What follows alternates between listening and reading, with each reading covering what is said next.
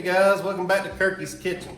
Today we're going to be making a homemade lasagna. This right here is for all you cheese lover fans out there. There's a ton of cheese in this. It takes about all day to make though, about 6 hours just on the sauce alone.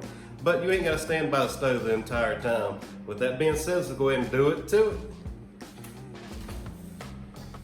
Okie dokie, that's a ton of stuff on our table. But like I say, most of it's going in your sauce, so I wouldn't really worry about it. Alright, you're going to need 1 cup of shredded Parmesan. You're going to need 2 packs of sliced mozzarella. Got 1 egg. 16 ounces of ricotta, which will be half a container of this. Your lasagna noodles. I have fresh basil and fresh parsley right here. You're going to need about 1/4 cup of parsley, and we're going to use both these packs of basil. All right, for your meats, we're going to need 1 pound of Italian sausage, sweet. They did not have any that was not in cases. So these right here sausages, all you gotta do is cut them out of it, throw away the casings. You still got the same thing. You're gonna need 1 pound of meat. That's a little bit over 1 pound. I'm gonna cut off a piece of this and put it in the freezer, keep it for later. All right, for cooking ware, we're going to need a Dutch oven. If you do not have a Dutch oven, you can use a pot. It's all okay. This right here is a cast iron. This one weighs about 10 pounds. It's very heavy, but it holds heat very well, and you can put it into the oven as well. You're gonna need a glass dish to make your lasagna in. I know we're gonna have some extras, so I do have 2 pans right here to make 2 personal pans with. Over here, I have a large stock pot with a colander. This is what we're going to cook our noodles in. All right, for spices, you're going to need 1 teaspoon of salt, 1 teaspoon of black pepper. You're going to need 2 tablespoons of fennel seed, 2 tablespoons of basil leaves, 2 tablespoons of Italian seasoning, 2 tablespoons of oregano. You're going to use 2 tablespoons of brown sugar. You're going to need 1 whole large onion. You can use red or white, it don't matter. I like the red in these. You're going to need 1 whole head of garlic, which these are a little small. I might use 2 because I like garlic a lot. All right, and you're going to need 28 ounces of crushed tomato. These ain't crushed, but I'm going to crush them. These is a really good flavored tomato right here. Really sweet, less acid. We totally love them here at the house. You'll need a container, a 15-ounce container of tomato sauce. And you're going to need a 12-ounce container of tomato paste. If I forgot something, I'm sorry. That's a lot of stuff, but if I forget it, then I'll show you what to add on later, but I don't think I did. All right, let's go ahead and get our sauce started. Okay, now that our pot's up to temperature, I've already removed our casings off of our sausages here. So I'm gonna put our sausages in first. Just kind of break it up and slide it in here. Pretty simple.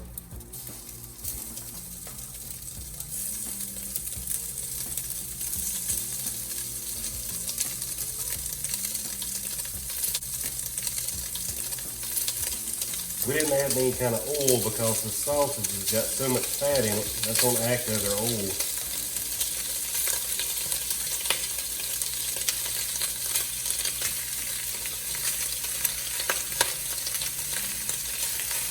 And now we're going to take and add our beef to it.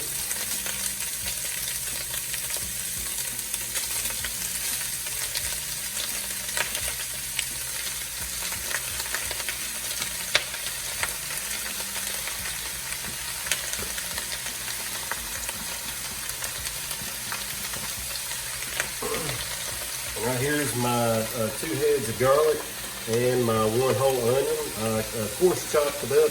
This right here will shrink down severely whenever it gets to cooking, but go ahead and add everybody into the pool here.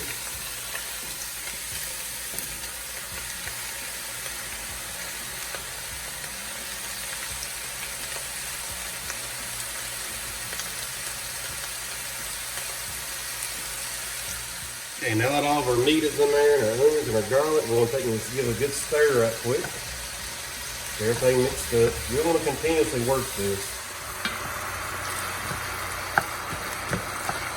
It's smelling good already. Don't even have no sauce in it.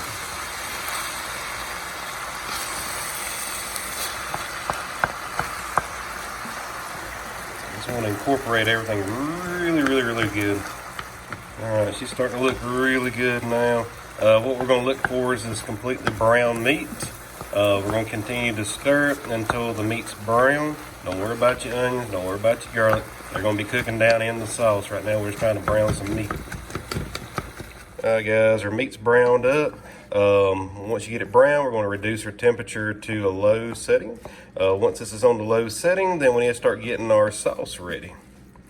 Look at that, look how pretty that is. The onions and that garlic. Sausage and the beef, looking good. Right. Now it's time to start adding all of our other ingredients to this. We have our whole tomatoes here. Don't worry about if they're not diced or whole, because once you put them in here and you start mixing around, they're gonna get diced up pretty good. So go ahead and add that whole can in here. Your whole can of tomato sauce.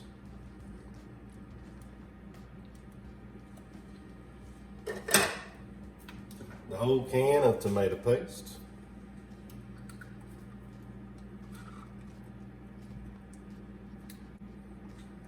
Okay, now that you got your tomato paste in there, we're gonna move over to our other ingredients.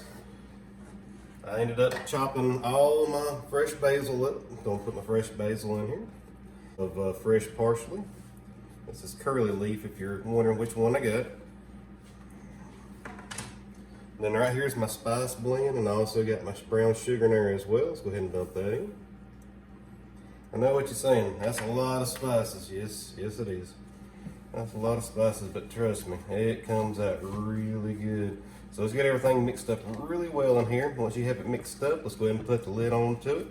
You're gonna set it to where it's only on a simmer. I mean a very slight simmer. And you're gonna let this go for 6 hours.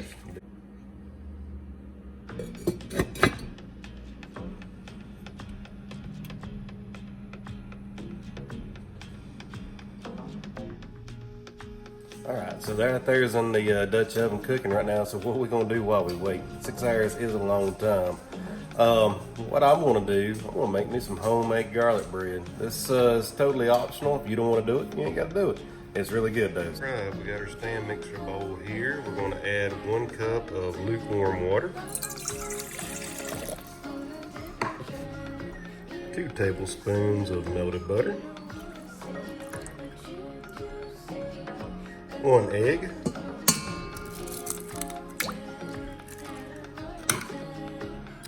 3.5 cups of bread flour. If you don't have bread flour, regular flour will be fine. This bread flour just rises up just a little bit more. There's a lot more glutens in it.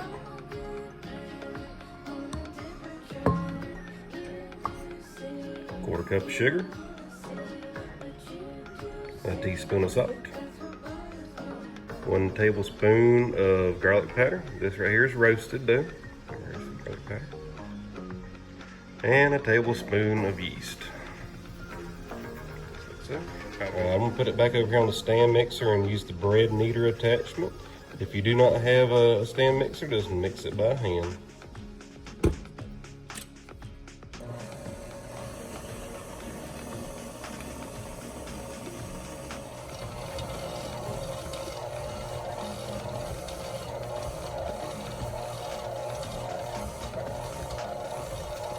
Okay, once our bread's all kneaded up, we're going to take a little bit of non-stick spray, spray our bowl. We're going to add our dough back to the center up. We're going to put a towel over this, and we're going to stick it in the oven. Alright, once you stick it in the oven, you're just going to put it in the middle, like I said, the towel over it. And what we're going to do, we're just going to turn on our light. Now, if you have an LED light, this will not work. But if you do have a regular old light inside of your oven, it will work. So what it's going to do is going to come up about 90-something degrees inside. And right there is going to proof your dough. So this right here is going to go for about the next 3 hours. All right, time's up on our bread, so I'm going to go ahead and grease my pan. I'm going to take our bread out, and it has risen a good bit. So I'm going to go ahead and fold it back over quite a few times.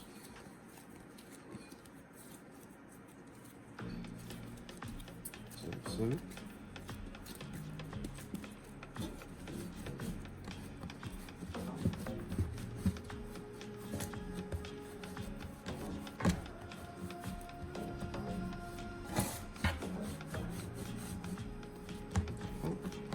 once I get it rolled out nice and long like that, I'm gonna put it back in my pan.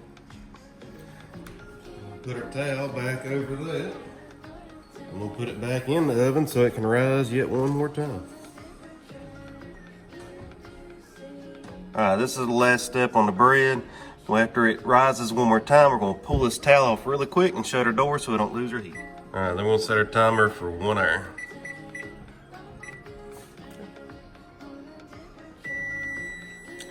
All right, our bread has risen for 3 hours now. So what we're gonna do, we're gonna quickly do is I'm gonna try to do it with one hand. I'm gonna pop this out, take off a rag. All right, I didn't lose anything inside. And then we're gonna instantly go ahead and turn it to 350 degrees.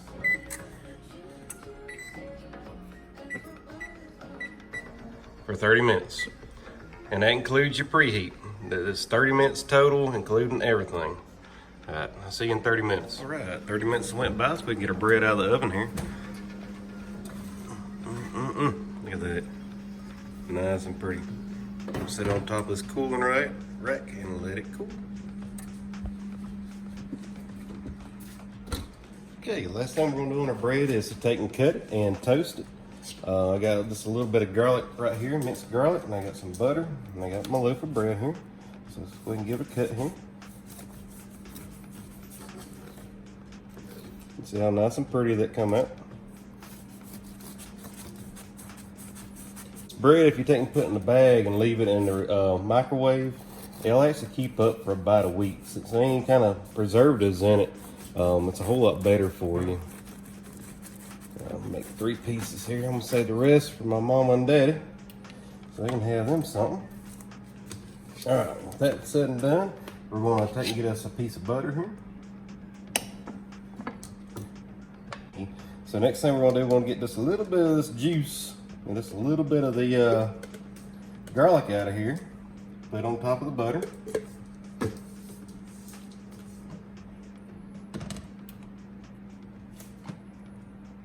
Let that go for a second. Like I say, you don't want it really, really hot, but I mean, it's got to be hot enough for it to take and melt, you know. So you're gonna take a piece of bread, and you're gonna take and just wipe it onto it.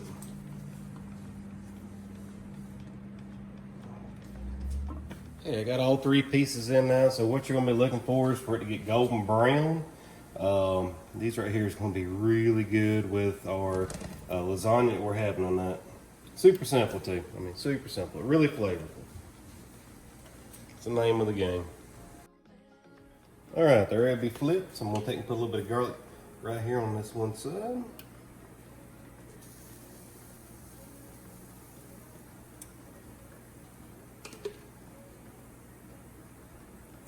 If you don't like garlic that much, leave it out. Totally up to you. All right, we'll add just a little bit of butter and we're gonna take and flip them.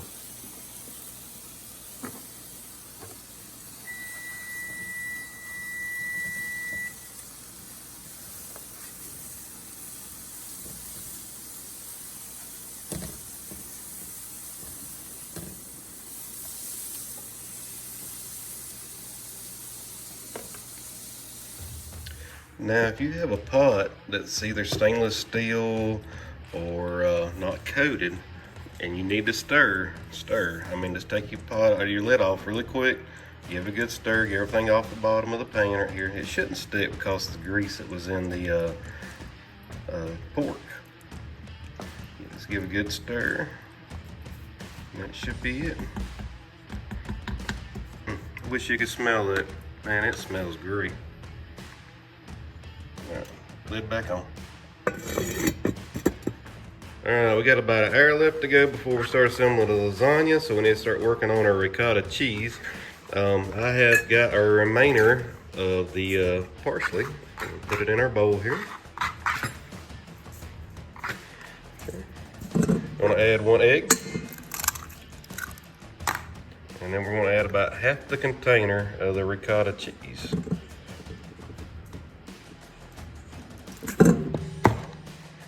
Good deal. Next thing we're going to do, we're going to put it on a stand mixer and blend it up really good. Okay, a little side tip here. We're going to add a good spoonful of sour cream in with this as well. and then put it into the blender. You can also leave this out if you'd like.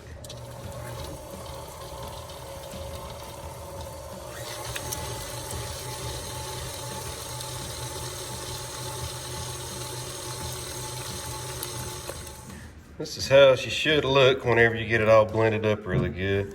Not over mixed, just nice and perfect. Look how pretty that is.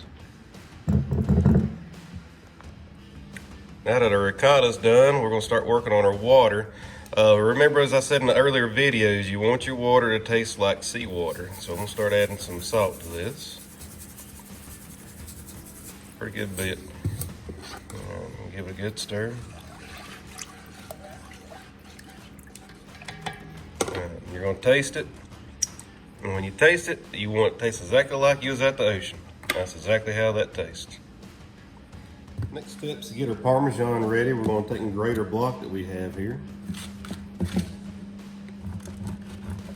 This Parmesan's got a really great taste to it, and it's pretty salty. And there's the end product. Whole bunch of cheese, like I say. This right here is for a cheese lover. Okay, here's the other cheese, the mozzarella. It comes pre-sliced, but sometimes you have to take and give it a little hand. So let's see.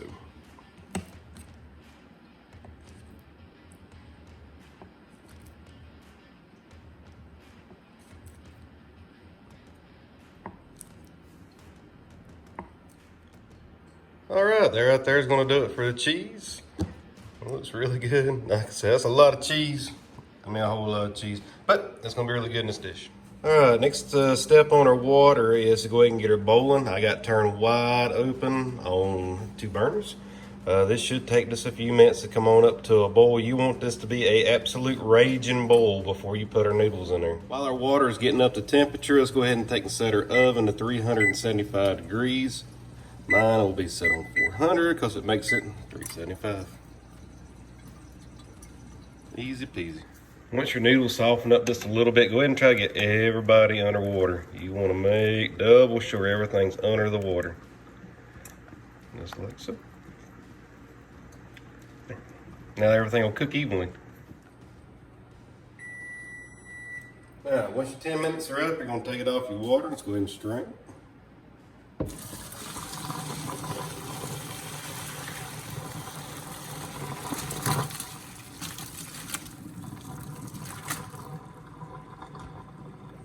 Come out absolutely perfect. This is gonna be hard to shoot, but I'm gonna go ahead and do it. First thing we're gonna do is take and spray down the bottom of our pan, some non-stick spray. We're gonna get us a ladle of our sauce. Make sure you mix it up really good.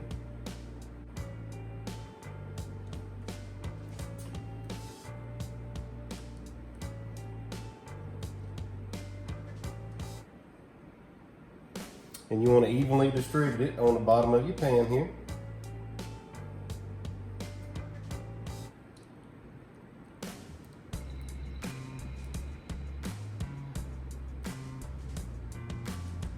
All right.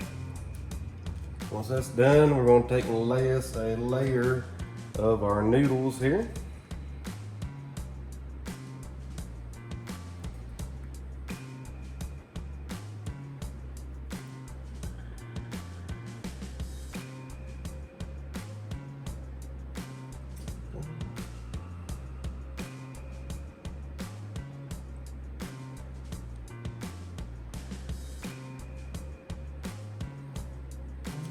After we do that, we're going to get us a scoopful of ricotta here, our mixture.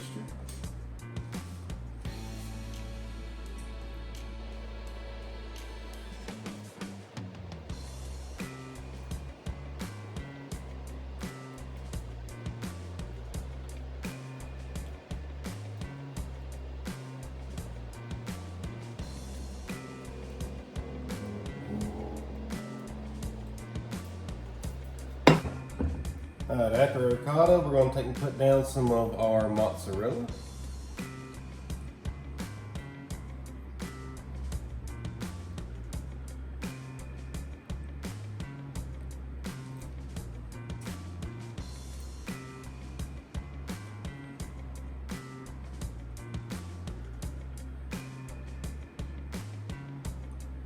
And a handful of our Parmesan.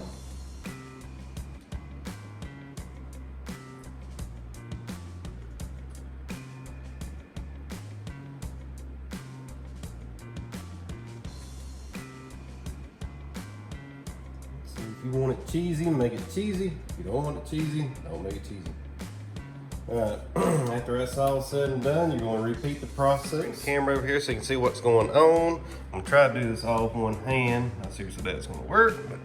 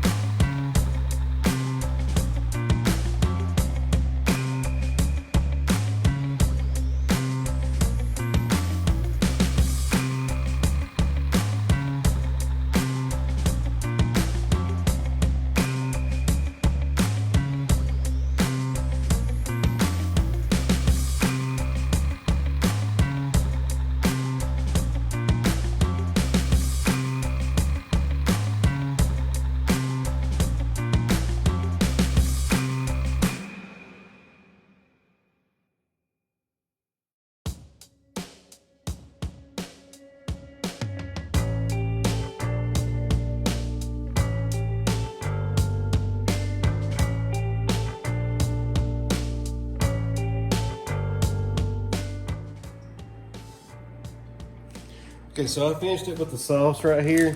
You can leave it like it is. Like I say, we love cheese, especially my wife, so I'm doing this especially for her. I'm going to add a complete layer right here of shredded mozzarella to the top. And this right here will make a really nice, pretty crust too whenever you get done. So if you like to do this step, go ahead and do it.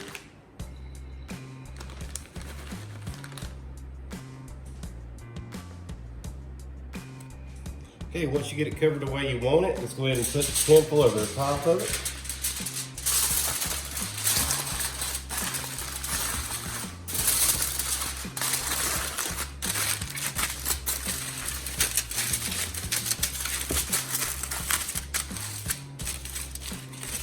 Now we're gonna set this to the side. We're gonna work on a couple more dishes because I have a little bit left over here. All right, once you got everything done, we're gonna put them in the oven.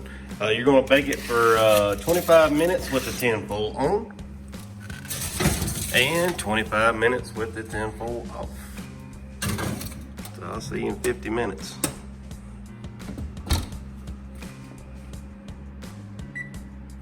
Okay, a little tip here, once you get all the tin foil off of it, go ahead and put on a tin foil lined sheet right here, like a baking sheet or whatever you have.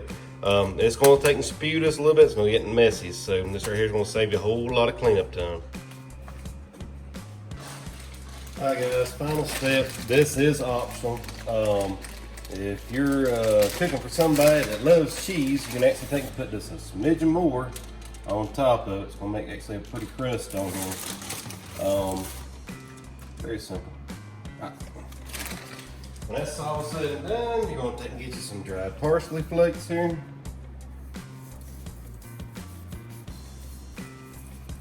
Sprinkle your top of it. Like so. And then you're going to take and turn the broiler on. You're going to turn it all the way up. 500 degrees on mine, which puts it down at 475. Alright, so what we're going to do is take and stick it underneath the broiler. You need to take and watch it. Have your light on inside and watch this because it don't take but a couple of seconds to screw this up. But we'll show you what it's going to look like.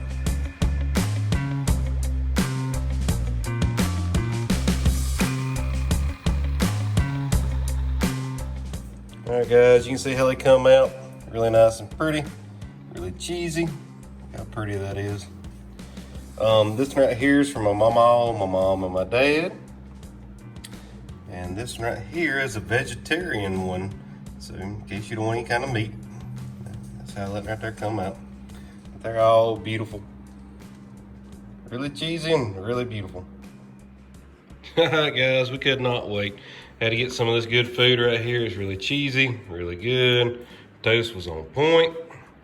All right, guys, if you like what you see, let us know in the comments. Hit the subscribe button. Guys, I hope you stay safe this week. We'll see you next time here at Kirky's Kitchen. Appreciate you coming by.